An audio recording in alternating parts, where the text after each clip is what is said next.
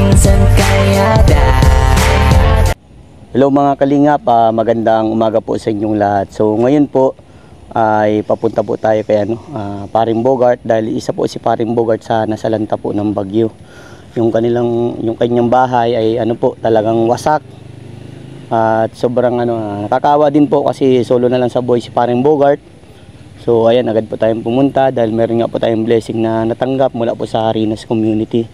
Maraming salamat po At ito po kasing natanggap ko mga kalingap ay kumbaga binigay ito para sa akin dahil ako nasalantayan din ng bagyo, nasira din po yung yung sa kubo ko may nasira din. Pero gaya ng sabi ko, kaya ko pa, bata pa ako. So ayan, itong natanggap ko ay ibabahagi ko na lang sa mga kabarangay ko, sa mga taga dito na talagang sira talaga po yung bahay. So ayan, yung iabot natin yung bigas po yung naisip ko. Dahil ito po yung pangunahing talagang kailangan ng mga tao. So ayan, tingnan niyo po mga kalingap kahit nyug kahit nyug na tumba. Yan. Kahit nyug na tumba. Ayan, dala po natin 5 kilong bigas para kay Paring Bogart. So ayan mga kalingap, kung bago pa lang po kayo sa aking YouTube channel, paki-like and share po na itong vlog na to. At huwag niyo pong kalimutan na i-subscribe po ang aking YouTube channel. Yan si Paring Bogart nandun sipag na matanda. Naglilinis siya. Gawa ng bahay niya talagang nadali ng Pare! Uy, ayun nga. Tingnan dito tayo dadaan sa masukal na daan. Bawa din to mga kalingap. Kaya talaga pagsulo sa buhay. Wala ditong snake. Pare, grabe sipag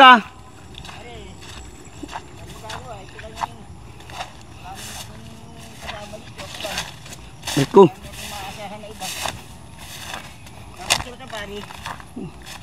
Namimiss kita pare. Pare, may kakabit lang pare. Pare, kamusta ka dito sa bahay mo? Dito pare, hindi pare masabing maganda, hindi masabing masama. Balance lang kasi pare, mo. Kakalungkot na ang pangyayari pare. Grabe ang pagtulong niyo sa akin. Nakakalawa yung marami ka nang natulong sa akin. Ako kahit sa wala akong may tulong sa iyo kasi wala akong kayang magtulong. Isa naman akong senior. 60 na ang edad ko ngayon pare. Pang nangyari sa buhay ko. Hindi ko akalain. Nandun yung pagtulong mo, yung pag-alalay mo sa akin. Ito, pinagawa mo ako ng bahay ng mga tutulugan. Kakaya sa iyo, pero wala man tayong sa inyo na dapat sisihin kasi yung hangin na walang pakandangan ang dumapo dyan. Binalatan pare yung bahay ko pero ginawan ko lang ng paraan na may matulugan ako. Talagang binalatan Tingnan mo pare lahat yan. Ito, ko yung mga damit ko, kalat dyan. Talagang nakalikas ka ng pare nun? Nung paring bumagsak yung isang lahog na naluka rin pare. Tingnan mo dito pare, kuhan mo. Nagbagsak doon sa nanakbo ako doon Kalakuyato. Kina ko naglipat. 12 piraso yung pare. Nandito ang mayangan nandun. Buti mo, intiro yan. Diba? Yan naman, hangin ang may gawa niya. Yan, binaklas. Kaya nanakbo ako, kalakasan ng bagyo, ulan at hangin. Nanakbo ako doon Kalakuyato. Yan ito ang nangyari. Nagtagilid pati ang bahay mo pare? Si pare. Pati ito, kaya palang tagilid ito Alin po? Yung nyug Si pare sa lakas po, baga ng hangin. Lakas ng hangin ay. Pare tingin mo dito. Anong nangyari dyan? Lahat ng plywood ay nandun Naglayo ang plywood, pati nga pare, ito. Pagkagabi, tinantabing ko lang. Dito pare sa kusina, tingnan mo. Grabe pare. Ito, tinantabing ko lang para pagluto ay hindi, ewan ko ba. sana naman ako pa hindi po nagpapaawa sa inyo mga butihing sponsor. Mga may mabuting kalooban na handang tumulong sa katulad kong senior na walang kakayahan na bumili ng mga bagay na kailangan dito. Oo. Sana naman po ay kung mamarapatin po ninyo, hindi po ako nahingi ng malaking ano, ako po ay may matulugan lang sanang maayos. Kasi po, hindi naman po ako aabutin ng daan taon. Mapapala na rin po ako. Mga butihing sponsor. Na kung kayo po ay nakikinig o nanonood din sa pagtulong sa akin ni Paring Vincent Calyada, ito po ay bil pa ko dito, masipag pong scouter ito. Sa lahat ng oras. Eh medyo, kung mamarapatin po ninyo, ako ay mawatikan ninyo ng tulong. At kayo naman alam kung matulungin ko sa mga katulad namin na nangangailangan. Katulad ko, senior na ako. Wala akong trabaho. Walang sapat na trabaho kasi hindi tanggapin at senior. Kaya ako gagawa lang ng paraan. Kaya sabi ko sana po, kung ako po ay matutulungan nyo kahit kaunting ano lang po, hindi ako po nahingin ng malaking bagay. Maisa-isa po sana itong pagtutulog po sa madaling araw, napakalamig. Kasi po wala halos mga tabing ang mga ano ko na yun, parang nakita mo naman ang hitsura ng ano ko, ng bahay. So ito po yung tulong sa akin ni Paring Vincent, ang masipag na scouter ng charity vlogger. Eh, dinaratan po ng hangin, ng malakas na hangin. At pati mga damit ko hanggang ngayon, hindi ko pa maisampay sa nut, gawa ng hindi pa natigil ang ulan dito. Eh, kung maaari po sana, ako naman po ay matulungan din ninyo kahit papaano. At nagpapasalamat po ako palagi kay Paring Vincent kasi siya po ang laging maagang tumutulong sa akin. Kahit medyo malakas pa din ang ulan dito, ay nagsisikap siyang puntahan ako. Hindi niya ako natitiis. Kaya malaking pasalamat ko sa iyo, Paring Vincent. At doon sa mga kasamahan mong tumulong dito paggawa ng bahay ko. So sabi ko sa iyo, baga Paring Bogart, kaya ako dito napapunta pare dahil mayroong blessing na tanggap ako. Kumbaga, itong blessing nito ay para sa akin. So sabi ko, bata pa ako, kaya ko pang kitain, pero nagpapasalamat ako sa Rinas community dahil nagpaabot sila sa akin ng pagmamahal. Sinabi ko na yung natanggap ko, ibabahagi ko na lang sa mga katulad yung nasalanta ng bagyo. Napakadami nyo dito na nawalan ng bahay, nasiraan ng bahay, nawalan ng pagkakakitaan dahil sa nasalanta nga ng bagyo. So hindi man natin yan mapipigilan, talagang ganyan talagang kalamidad pag dumarating. Napakahirap, dapat lagi tayong handa. So ayan, itong blessing na ito, ibabahagi ko na lang sa inyo. Ito, tanggapin mo ito pare, ng 5 kilong bigas. Ako po ay nagpapasalamat muli kay Paring Vincent. Naluluha pa ko dahil po yan sa kaligayahan na rin po. Kasi po, sa tagal ng panahon naman, ay siya po ang laging tumutulong sa akin ng maaga. Hindi po niya nakakalimutan. Kaya ako po nagpapasalamat kay Paring Vincent. Maraming salamat sa kabutihan at tulong mong ginagawa sa akin. Kahit ako ay wala akong maitutulong sa iyo, alam mo naman sitwasyon ko.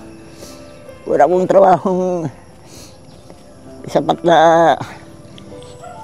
ang nakukuha ko lang ay tama lang sa pangailangan ko sa pang-araw-araw.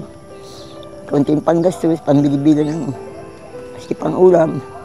So, hayaan mo Paring Bogart na kapag mayroong biyayang dumating ay iaabot ko sa iyo So, ano bang tayong kailangan mo Paring Bogart? Ang hiling ko lang po sana sa inyong mga butihing sponsor na handang tumulong ay mapaayos man lang po itong kahit hindi pa ko tingin ng magpagandahin.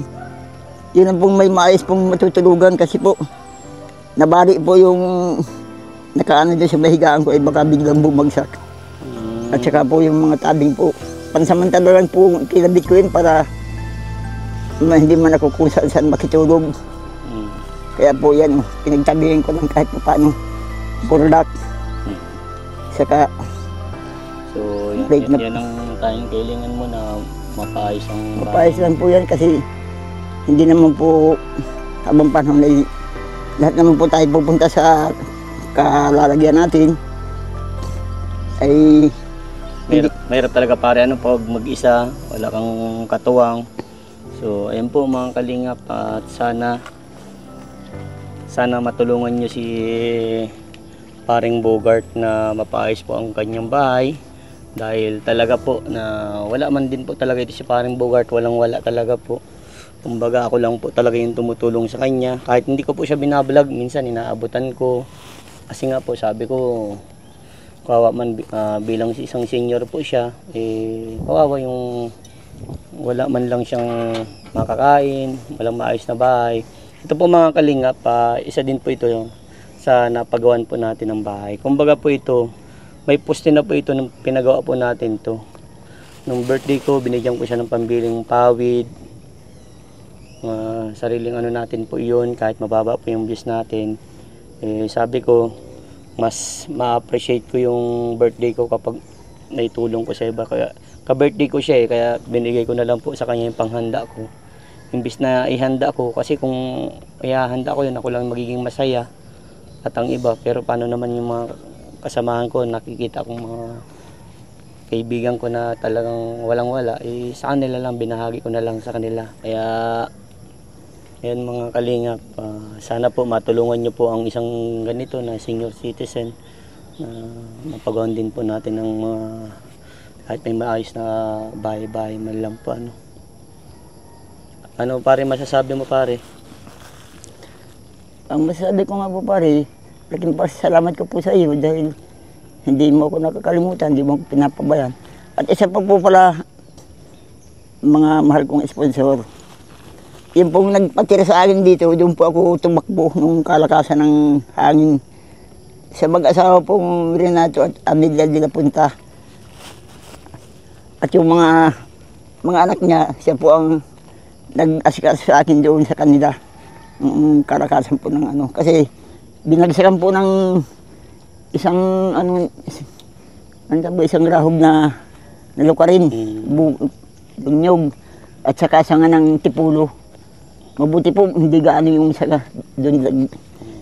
Kaya ito na po ang nangyari Kaya magpasalamat ka din lagi kay Lord, paring Bogart. Kay Lord po, pasensya na. Pasalamat po ako kay Lord at ako po ay ginabayan niya. Hindi niya ako pinabayaan kahit ganito ang nangyari sa bahay ko. At pasalamatan mo din yung mga taong tumutulong sa iyo, Oo. Katulad nga, yung nasabi ko, yung mag-asawang Renato de la Punta, Amelia, at saka yung mga anak niya, pati yung manugang niya, tinulungan po nila ako nung kasalukuyang kalakasan po ng hangin.